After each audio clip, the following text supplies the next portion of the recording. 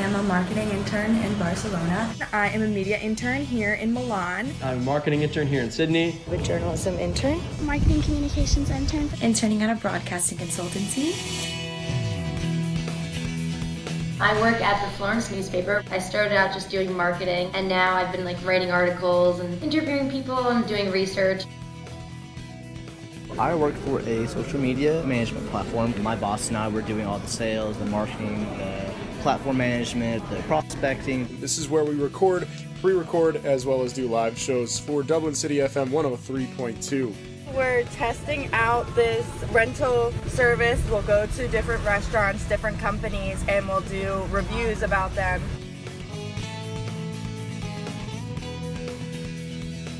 It really benefits you in your future, and it develops you as more a professional. The fact that I'm an intern and I'm at a convention with Microsoft and Google and all these other amazing companies, it's pretty cool.